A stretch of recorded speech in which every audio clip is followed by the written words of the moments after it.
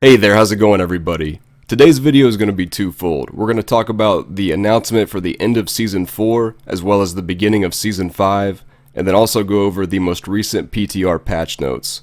So as far as Season 4 ending, for North America it's going to be ending on Wednesday, December 30th at 5 p.m. PST. For Europe, it's going to be Wednesday, December 30th at 5 p.m. CET, and then for Asia, Wednesday, December 30th at 5 p.m. KST.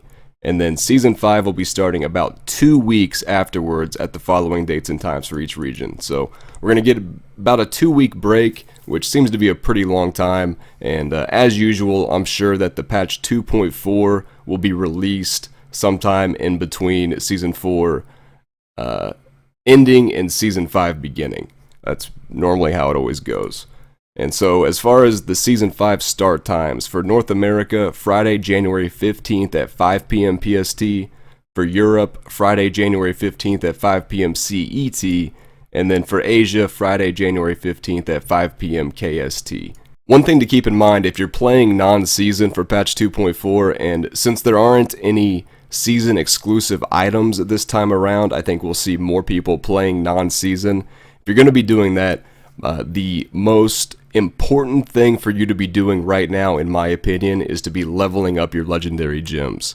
With the new Keldessen's recipe, where you add main stat and you consume high level, or really any level, legendary gems to add that main stat to your ancient items, you're going to want to have a ton of leveled legendary gems just ready to go in your stash, so that when patch 2.4 hits, you can go ahead and just start adding all that main stat to your existing characters. And that is going to be the biggest thing to make your characters more powerful as soon as that patch 2.4 drops. So I would highly recommend that if you don't plan to play season. Next up, we have the PTR changes, and a lot of these changes were actually already in the game. They did a lot of hot fixes over the last few weeks that changed a lot of the numbers for various skills. A good example was Summon Zombie Dogs got a huge damage increase that in-game you could see that it was dealing more damage, but the tooltips didn't reflect that just yet. So there's some new things here, but a lot of this was actually already in the game, but we're just now getting the PTR patch notes for those changes. So first off, PTR only changes here. The damage range of the Thorns affix on items has been reduced. And you're going to see a lot of nerfs and some buffs as well, and really just a lot of balancing. From what I can tell, I think that the development team wants to shoot for around 80 to 85 greater rifts as kind of like the cutoff point this season for most classes and sets. That's what it looks like to me anyways. So you're going to see a decent amount of nerfs, and things like Thorns Crusader and Firebird's Wizard are getting some pretty big nerfs. You couldn't really expect some of these sets to be pushing up into the 100s by the time the PTR ended. That is the point of the PTR, to nerf things, buff things, tweak them until they get them to where the sweet spot is that they're looking for that particular patch. So damage granted by socketing a flawless royal rank or higher topaz gem in a weapon has been reduced as well. And then we're not going to talk about the set dungeon stuff. It's really just a bunch of set dungeon tweaks. As far as class changes goes, and Barbarian first up, and it really looks like they're trying to get some numbers tweaked to the point where the Spires of the Earth set is going to be a good viable pushing spec, which I hope so, because that's actually one of the specs that kind of makes me want to play Barbarian for the first time in a long time. But Skill Rune Boulder Tossed should now reach its target more quickly, so that's nice. Avalanche got its damage increased to 2400%. The Skill Rune Glacier is up to 2400%. Skill Rune Snow-Capped Mountain up to 2800%. And then the Skill Rune Volcano up to 6600%. So pretty much buffs across the board there. Earthquake's damage was increased from 4200% to 4800%. Skill Rune Cave In damage increased from 4200% to 4800. Chilling Earth damage increased from 4200% to 4800%. So pretty much all those up to 4800%. Skill Rune Giant's Stride damage increased from 200% to 300% per tremor. Skill Rune Molten Fury damage increased from 5100% to 6,000%. And the skill rune Mountain's Call, cooldown reduced from 50 seconds to 30 seconds. So really just buffs across the board for the Barbarian, and really looking pretty good. I haven't had a chance to test it myself just yet. It's definitely on the agenda. That's one of the specs and builds that I absolutely want to make a build guide on before the PTR ends, as long as time permits with all the Witch Doctor stuff I've got to do. That's pretty much it for the Barb. And then as far as Crusader stuff goes, and the new stuff is always in red, fixed an issue that prevented monsters from targeting players while mounted using Steed Charge. So a little bit of a bug fix there. As far as Demon Hunter, they actually had a lot of stuff changed. So for Bolas, hatred generated increased from 3 to 4. And then for Thunderball, hatred generated increased from 6 to 7. So Bolas will be a little bit better of a generator for your hatred there. So Cluster Arrow, explosion damage increased from 550% to 650% weapon damage. Cluster Bombs was buffed to 650% weapon damage. Skill rune Dazzling Arrow, explosion damage increased from 550 to 650. Grenades damage increased from 220 to 250, so a little bit nice buffs there. Loaded for Bear, explosion damage increased from 770% to 850%, and then grenades damage increased from 220% to 250%. Skill rune Maelstrom, explosion damage increased from 550 to 650. The number of rockets, however, has been decreased to 3 from 5, and then healing per rocket increased from 1% to 2%. So less rockets, but they kind of upped the healing to make up for it a little bit. Skill rune Shooting Stars, explosion damage increased from 550 to 650% weapon damage, and then the number of rockets decreased from 3 to 2. Entangling Shot, hatred generated increased from 3 to 4, and then Justice is Served, hatred generated increased from 6 to 7. Grenade, hatred generated increased from 3 to 4, and then the Tinkerer rune, hatred generated increased from 6 to 7. Hungering Arrow, Serrated Arrow pretty much got the same treatment. Multi-Shot, skill rune Full Broadside, damage increased from 460% to 500% weapon damage. And then skill rune Wind to Chill, critical hit bonus increased from 10 to 15%. Preparation got a buff, maximum discipline bonus increased from 15 to 20. And then as far as Vengeance goes, the duration increased from 15 to 20 seconds on Vengeance. Number of rockets reduced from 4 to 2, however, so they nerfed the amount of rockets. But rocket damage was increased from 40% to 80% weapon damage. So they nerfed it down to 2 rockets, but each rocket is dealing double the damage now. And they fixed an issue that prevented Shadow Power from applying the lockout period before the cooldown begins when cast by Liana's Wings. That's something I'm really not too familiar with not playing a lot of DH this patch so far. As far as monk changes, Epiphany, skill rune Soothing Mist, health globe healing bonus contribution reduced from 25% to 10%, and then Fists of Thunder, damage reduced from 180% to 40% weapon damage on the Static Charge rune, which has been very well documented. Even if you guys haven't been keeping up with all of the PTR changes and patch notes, I'm sure you've heard about this, especially with all the high-profile monk players. That Static Charge got a pretty large nerf. Some bug fixes for the monk. Fixed an issue that caused Exploding Palm to sometimes retain bonuses to its damage for longer than intended. And then we get to the juicy Witch Doctor stuff. So again, a lot of this stuff was already in the game prior to the patch, but the tooltips had just not been updated. So Gargantuan, damage increased from 100% to 450% weapon damage at its base rune. The Big Stinker rune, Poison Cloud damage increased from 45% to 135% weapon damage.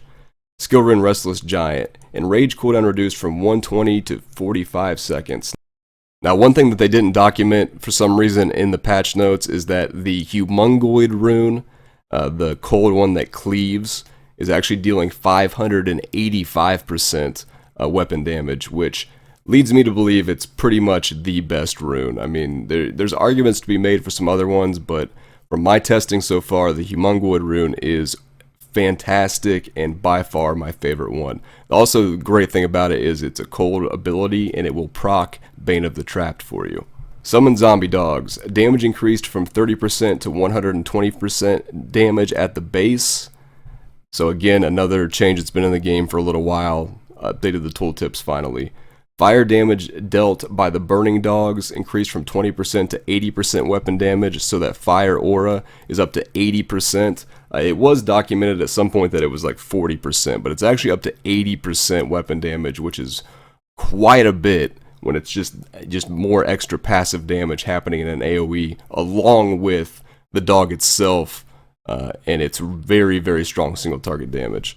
And then rabid dogs, the bite damage over time increased from 30% to 120% weapon damage. So the rabid dog is like the king single target dog. Absolutely disgusting, some of the numbers you can see from this thing. Wizard changes. Skill rune Flame Blades. Duration reduced from 10 to 5 seconds. Now has a maximum stack of 30. Now, I believe this change was put into place because of some other changes we'll get to items wise in a little bit, but there was some pretty big buffs to Spectral Blade in general, and I think because of that, leaving this the way it is, or the way it was, may have been too powerful. There's a brand new affix on one of the wands that gives you like 200% more Spectral Blade damage and makes it attack 50% faster, something along those lines. So I'm assuming that's why this nerf was put into place. Galvanizing Ward. Damage absorbed changed from 70% to 60% of your life. So a little bit of a nerf on that. Some bug fixes. Fixed an issue that prevented the internal cooldown on magic weapon deflection from updating with changes to attack speed. And then fixed an issue that caused the effects of Wave of Force, Debilitating Force, to stack from multiple sources. So now we got some item changes. So they've pretty much nerfed the majority of thorns, gems, things like that, by a good bit. A lot of them they've just completely nerfed in half. So we've got the Boyarsky's Chip, which is the brand new legendary gem in this patch. It used to add 30,000 thorns damage, now it's down to 16,000. And then thorns damage increased by 800 per rank, opposed to 1,500 as it was before. With that said, Thorns Crusader should still be very strong. Again, we're talking about, I think they want to really balance the classes around level 80 to 85 greater rifts is what it looks like. And, Thorns Crusader did need some toning down. Now, if it's too much, we don't know for sure. Time will tell, and they may bump it back up a little bit, along with some of these other changes too. Some of these other buffs might get nerfed a little bit, and vice versa. Who knows? We still got a little bit of time before the PTR ends. Legacy of Nightmares. These rings now roll with a guaranteed socket rather than guaranteed critical hit chance or attack speed. So that's pretty fantastic, because really you always want a socket on your jewelry. That's the number one stat. You always want a socket, and getting a good ancient Legacy of Nightmares set, the Wailing Host and Litany of the Undaunted, can be kind of rough, because right off the bat they have to be ancient, because the whole set is based around every item being ancient. And so getting a well-rolled one can be pretty tough, but with it having a guaranteed socket now, it's going to be much, much easier on you guys in the next season. As far as some other items, we've got the Aquila Cuirass got a little bit of a nerf. So it used to be while above 75 to 85% primary resource. Now it's while you're above 90 to 95% primary resource. All damage taken is reduced by 50%.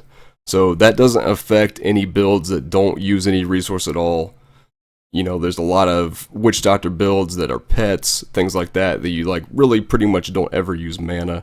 Doesn't affect those at all, but there are quite a few other builds that do use mana to an extent that may be underneath that threshold a decent amount of the time, and really it might make the Aquila not as good for a few builds out there. But for the most part, I don't think it's too big of a deal.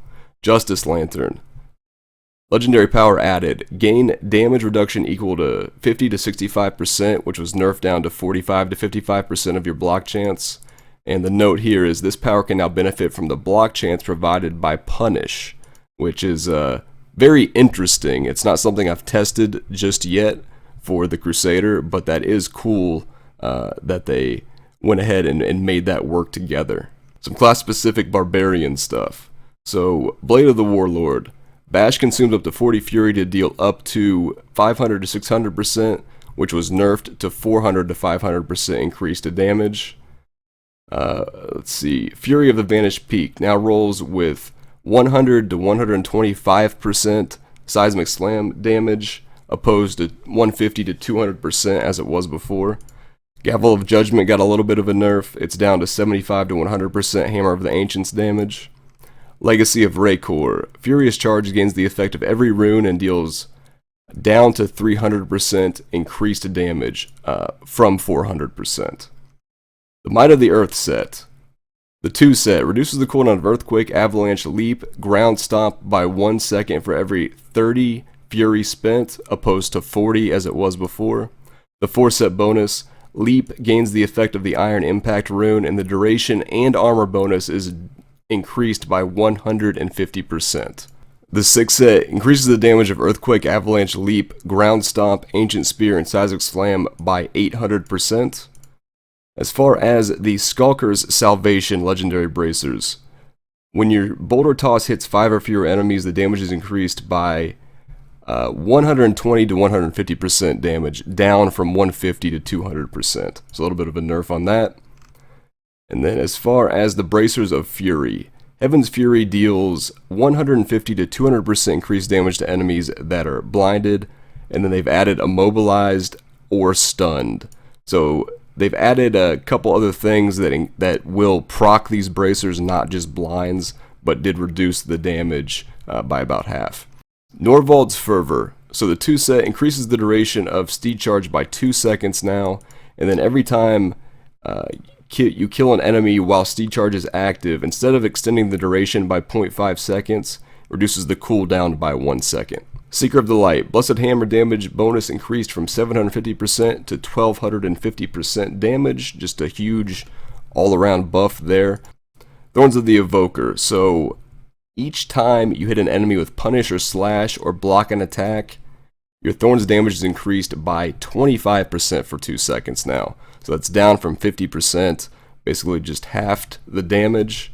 And again, like I said, there's a lot of tweaks to the Invoker build in general. Not even just direct ones to the sets or the class, but just to the Boyarsky's chip and how much thorns you get from gems and things of that nature. That's really just doing a lot of balancing right now, and the build should still be extremely powerful and be able to push up into the 80s even in its current form. The embodiment of the Marauder set for the Demon Hunter got some buffs. So the 4 set now also increases the damage of sentries by 300%, up from 200%. And the 6 set bonus, damage bonus per active sentry increased from 100% to 400%, and now 600% damage. The Fortress Ballista. Attacks grant you an absorb shield for 4 to 5%, down to 2 to 3% of your maximum life, stacking up to 10 times. That's a hand crossbow there for the Demon Hunter. Lord Greenskin's Fan got a pretty big nerf, so it was every second gain 250 to 300%. Now it's down to 80 to 100% increased damage for your next Fan of Knives, and this effect stacks to 30 times.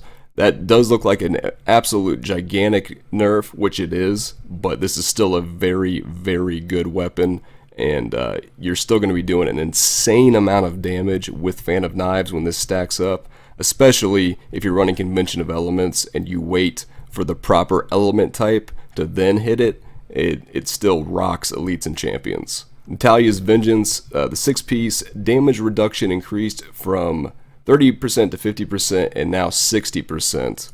And then the duration increased from 6 to 10 seconds. The Shadow's Mantle 2 set.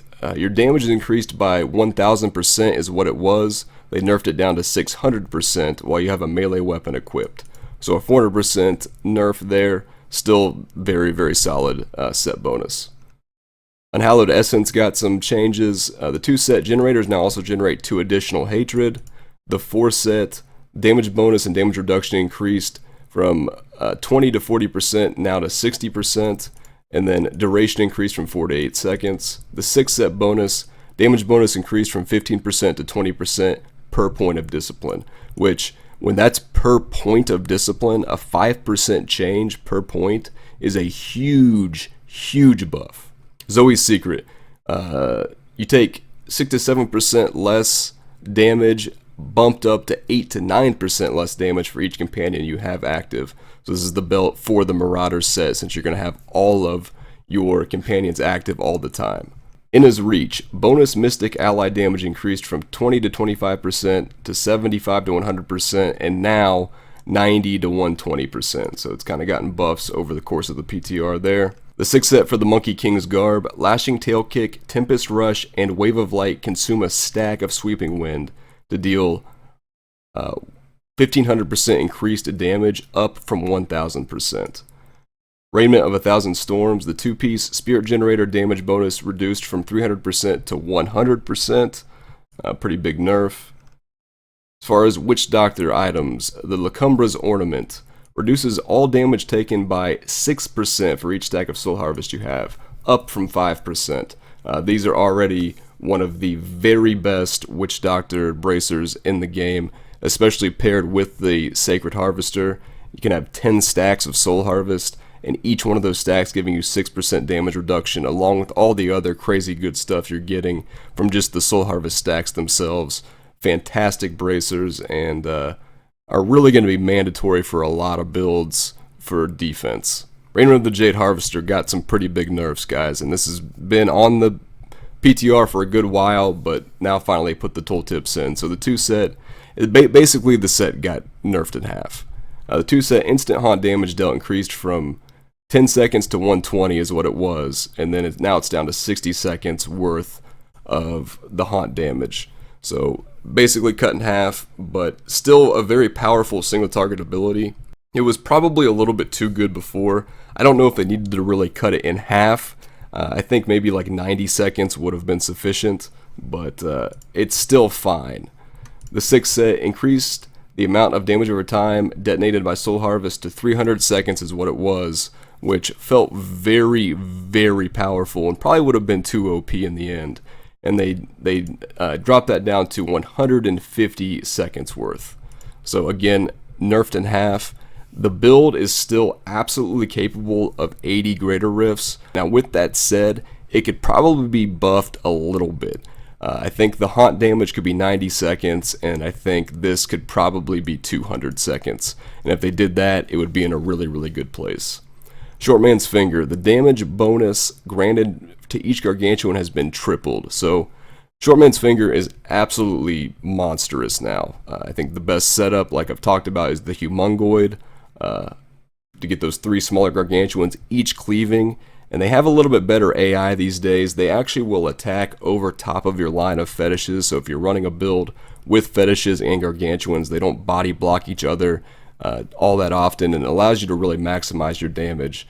Really fantastic. I absolutely love the changes they did to the Short Man's Finger and the Tall Man's Finger. The Staff of Chiroptera, it's kind of a tough one to say. So this now rolls with plus 45 to 60% Fire Bats damage. Now, if you've seen any of the Fire Bats builds, it's a Legacy of Nightmares build. So right off the bat, you don't want to run a 2-hander in a Legacy of Nightmares build, because you're losing out on 100% damage straight away by just having one less piece of gear, not having an offhand. On top of that, 60% Fire Bats damage just isn't even enough to warrant wanting to run it. And you're also losing a good deal of stats off of your offhand. And, you know, a lot of the builds, Baskinator has been running Eucopian Serpent. It gives you 30% more damage reduction, since he's going to have his zombie dog out there anyways, and things like that. So it doesn't really make a lot of sense right now. It's still the best bet to just cube this thing. They're going to have to make it much, much better for it to be worth it. On top of that, there's very specific breakpoints for attack speed with Fire Bats, and a slower weapon means you're not going to hit as high of breakpoints. You're going to be dropping down a good amount of breakpoints by just running a 2-hander. So there's a lot of things working against this staff ever being used outside of the Kanai's Cube. Spirit of Arakir changes. Bonuses are now applied immediately after summoning the Toad. Damage reduction increased from 40 to 50%. Duration increased from 10 to 15 seconds. And then the 6-piece damage bonus increased from 800% to 1200%. I just recently made a Ngiom Angry Chicken video. It's actually extremely good for Torment 10 farming. You can do pretty consistent 3-minute clears on T10. With that said, I don't see this still being good enough to ever push Greater Rifts with. I just don't think it has the damage. They need to rework it probably completely for it to ever actually push Greater Rifts. The Tall Man's Finger, the damage bonus granted to the single zombie dog was tripled, and they nerfed it down to doubled, which is still extremely powerful. It's much closer on the same level as the Gargantuans now. The Short Man's Finger and Tall Man's Finger are pretty close. Zunimasa's Haunt got a huge buff, so damage bonus increased from 275% to 800%, and the duration increased from 4 to 8 seconds. Now, there's a lot of Legacy of Nightmares Carnival builds out there, and I think that's still going to be the solo spec, the Legacy of Nightmares version, simply because you get things like the Aquila Cuirass and a lot of defensive things out of not having to run a 6-piece bonus like that. And I think you're going to be way squishier if you try to run Zuni with Carnival. Wizard, Ashnagar's Blood Bracers. So, increases the potency of your shields by 75% to 100%. Now, this was a ring prior to this patch, so they basically just took this legendary effect and put it on a pair of bracers. That way there's not as much competition between rings. The Death Wish got a huge nerf, so it was, while channeling Arcane Torrent, Disintegrator, Ray, or Frost damage is increased by 75 to 100%. They nerfed it down to 30 to 35%. Still a good weapon, but that is a pretty big nerf. So Delseer's Magnum Opus is really interesting. I think there's going to be some really cool builds for it, some ranged builds, but especially some really solid melee-oriented Delseer's builds. And that's the next week or so is what I'm going to really be focusing on to get some builds out there, and I think they're going to be some of the most fun too. So they added Explosive Blast, Spectral Blade, and Wave of Force to the Delseer's set. So the 2000% extra damage that you deal to enemies that are affected by slow time, these 3 abilities will also get that benefit.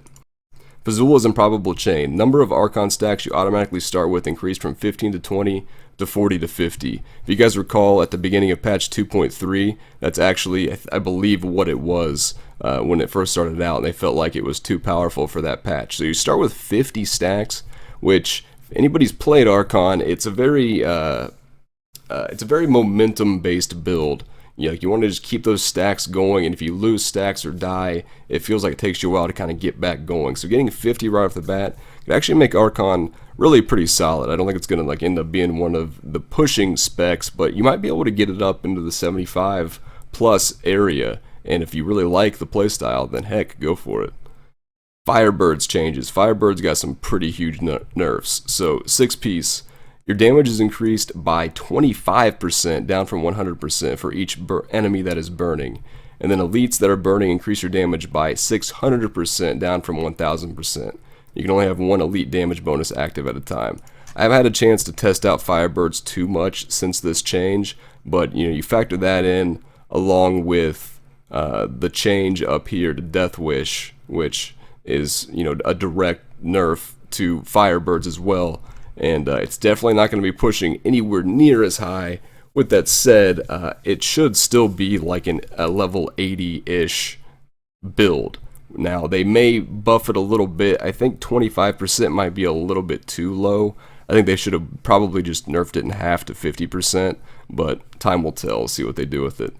Next up, Orb of Infinite Death. This is a brand new legendary source. Each time you hit an enemy with Explosive Blast, your damage is increased by 4 to 5%. And your damage reduction is increased by 15% for 6 seconds. This effect can stack up to 4 times.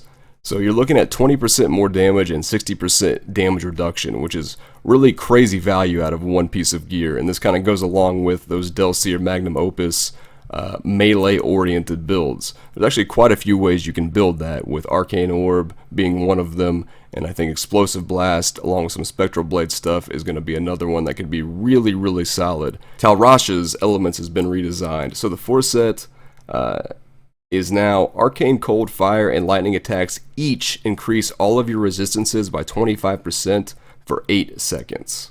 Let's see, the new Twisted Sword. Energy Twister damage is increased by 125 to 150% damage for each twister you have out, and that's up from 75 to 100%. I've already seen somebody clear, I believe, a 77 or a 78 since they wiped the leaderboards. You know, and you can get some perfect gear and some other things. You're looking at probably a level 80 or higher build. So Energy Twister could definitely be a thing now. Wand of Woe now rolls with plus 75 to 100% explosive blast damage. So if you're running a Wand of Woe build, you're going to want to run this on your character pretty much always now. Before you could cube it, but that's not going to be a cubable part of the Wand of Woe. So basically, you're going to have to get lucky and get a good Ancient Wand of Woe with a good roll on it, which is going to be pretty tough because it's a pretty rare weapon. The 300th Spear, legendary power added, increases the damage of weapon throw and Ancient Spear by 45 to 60% damage. It's down from 75 to 100%. Crusader Heart of Iron got a nerf. You did gain thorns equal to 4 to 500% of your vitality, and now it's down to 250 to 300%. The Demon Hunter Dawn weapon reduces the cooldown of Vengeance by 50 to 65%, which is a buff from 45 to 60%. Manticore, let's see, rolls with 60 to 80% cluster arrow damage opposed to 30 to 40. Again, another weapon and buff that's going to really benefit the Marauder set for the Demon Hunter. Wizard Fragment of Destiny. This legendary power is absolutely awesome. I love this one. So Spectral Blade attacks 50% faster and deals 150 to 200% increased damage. And that 150 to 200% increased damage is actually a part of the legendary effect. So that is cubable. So you can cube all of this.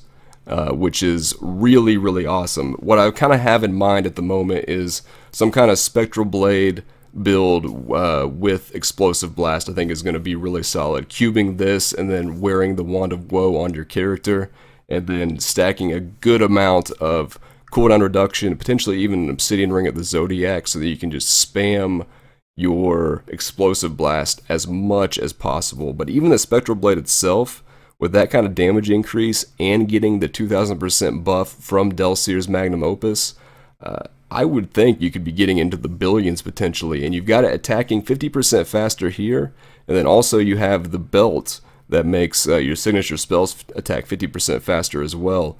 Some bug fixes. Fixed an issue that prevented some sources of attack speed, which only benefit specific skills, from reducing the internal cooldown of Bane of the Stricken. And then fixed an issue that caused Rivera Dancers to roll with an extra secondary stat. Some adventure mode changes. These are actually some really big, great quality of life changes. Medium and large versions of many cave maps can no longer appear in greater rifts. Awesome. That's one of the most frustrating things when you're fishing, when you're trying to do really high level content and you're fishing for rifts, and you know, you open 7, 8, 9, 10 cave maps in a row and you're just entering and leaving. It can be pretty disheartening. Mallet Lords can no longer spawn in many cave maps, and density has been increased in many cave maps. So even if there are cave maps, there's some actual density there now, hopefully. Monsters. Damage dealt by Plagued Affix can no longer trigger the knockback effect from knockback. Damage dealt by Frozen Affix crystals before they explode have been slightly reduced. Elites can now occasionally drop pieces of set dungeon lore. It's interesting. As far as some of the other monsters, Armadons, their stunning stomp attack now more closely matches the visual. They no longer perform melee attacks that look very similar to the attack that stuns, so it's easier to differentiate the two. Increase the amount of experience granted from Armadons, so maybe they'll actually be worth it to fight. Beasts will now charge the location the player was in when they began casting their charge attack. Bog Brutes are doing basically the same thing. Exorcists, their lightning attack should now be easier to avoid. The damage area of their lightning attack has been narrowed to more closely match the visual effect. So the hitbox there is going to be a little bit easier to actually tell where they're attacking. Succubi slightly increased the amount of experience granted from them. And then Winged Assassins, their leap attack should now be easier to avoid, and will no longer always cast their leap attack as their first attack. That's actually a really big change when you think about it, because sometimes you'll walk into a map and there'll be like 10 Winged Assassins there, and they literally all leap on you at the same exact time and just one-shot you. So that's actually pretty great. User interface changes. Legendary gems now display their level on their icons in the inventory stash and on Urshi's upgrade window. So you'll actually see a little icon on top of the icon of the legendary gem with a number, and that number signifies the level of the gem. Really nice quality of life change there, because before you'd have to scroll over the gem to see what level it was and things like that. Now you can just look in your inventory and just see all the levels of all your gems. And then they added a keybind to expand the buff holder. So that about wraps it up, guys. I know that was a really long video compared to what I normally make, but there was a lot of information to cover, and I kind of wanted to try something new with this video. So do let me know in the comments section of the video if you enjoyed this format and if it's something you'd like to see me do more often, kind of more of the news coverage of the game and all that good stuff, opposed to just doing build guides. So anyways, thank you very much for watching. Again, I hope you enjoyed it, and I'll see you guys next time.